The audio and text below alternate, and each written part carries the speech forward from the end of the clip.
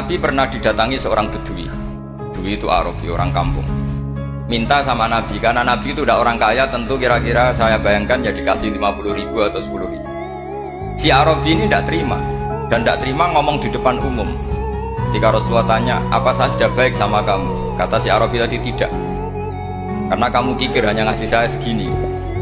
Sahabat hampir marah saja karena Nabi tersinggung.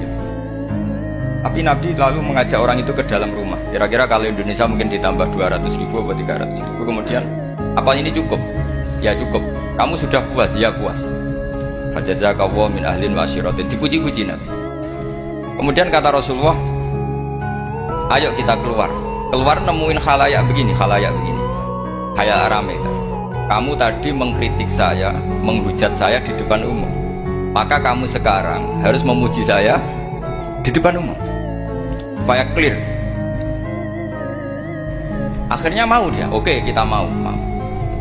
Akhirnya muji-muji, Pak Muhammad orang baik, dermawan gini. Setelah itu dia pulang. Hebatnya Rasulullah ketika pulang, kata Nabi begini, sabda Nabi begini, kalau saja dia pas benci saya itu kok mati, saya ulang lagi, kalau saja dia pas komentari saya buruk tadi kok mati, maka dia mati sebagai min ahlin nar, karena berstatus pencaci maki Nabi. Akhirnya dia muji Nabi itu lewat disuap, lewat dikasih uang lagi. Loh itu sudah sah. Jadi saking baiknya Allah, Islam suapan itu juga sah. Itu kan muji Nabi itu karena disuap. Makanya ini penting.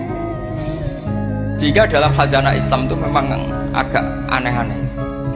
Jadi di antara ceritanya dalam hukum-hukum Islam itu ada orang fasiknya minta ampun, tapi minta karena iman sama hadis bahwa nanti kalau ada orang mati disaksikan orang dua, apalagi kalau 4 min ahli jannah, maka dia min ahli jannah. Dia fasiknya minta ampun, nyewa orang. Nanti kalau saya mati bilang saya orang baik. Tuh, setelah dia mati bayar. Ini baik.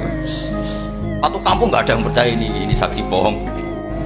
Tapi sama Allah diampuni karena kesaksian suapan. Lalu berarti jenengan ngalalo suap ya enggak, saya ada ngalalo suap, ngalalo sedekah. Karena sekarang kalau ada caleg bayar katanya sedekah. Ya sedekah terpaksa. Ini penting saya utarakan karena apa? Allah itu menilai itu tidak sama dengan pikiran kita. Makanya kubu sebelah itu terlalu ekstrem, memaksa Allah berpikiran kayak dia. Satu karena kurang ngaji, nomor dua ya tadi emosinya lebih tinggi ketimbang intelektualnya. Ini penting saya utarakan. Ternyata orang yang nyuap tadi apa nilainya plus, yaitu dia iman sama dawai Rasulullah SAW. Kalau yang namanya saksi itu penting, cuma dia mendapat cara itu lewat suap. Tapi kan iman kalau dawai Nabi itu benar, kalau ada saksinya pasti min ahlil jannah. Terus dia nyari saksi harus dibayar. Sekarang sama, iya 1 juta. Sekarang saya tanya di KPPS atau di mana-mana, saksi pemilu itu dibayar enggak? Dibayar sah apa enggak? Sah. Jadi kadang kebenaran itu harus dibayar. Ini penting saya utarakan karena ada orang perempuan cantik dirayu, digaji supaya main di niklab, dibayar jadi orang maksiat. Lalu mungkin ada ustadz gaji dia, bayar dia supaya mondok.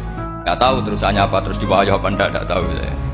Pertanyaannya, ketika kamu bayar kemudian jadi santri, itu kamu dosa nyuap apa dosa sodako membiayai proses kebenaran? Sodako. Tapi kalau yang bayar untuk jadi pegawai niklab maka membiayai kemaksiatan. Maka pembiayaan ini penting secara fikih, arahnya kemana? Ke hak apa ke batil?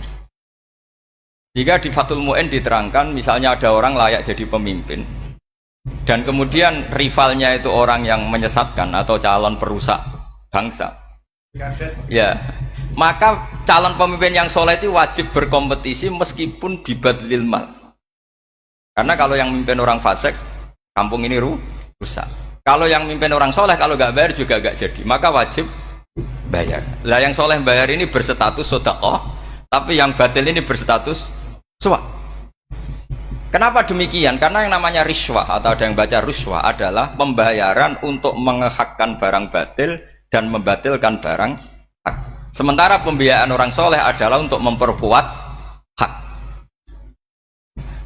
Nah orang tuh nggak tahu, yang ngajinya ndak hatam-hatam tuh taunya pokoknya ar-rosi wal murtasi benar. Nggak, tapi nggak pernah mikir lalu definisi riswah atau ruswah itu apa. Ini bukan provokasi supaya semua calon bupati gubernur nyuap, ndak, hanya nyuruh mereka sodako saja. Jadi kalau nggak jadi, tapi sodako betul ya, kalau nggak jadi ya tetap ikhlas, dari awal memang sodako. Soal geremeng ya bawaan manusia gitu ya.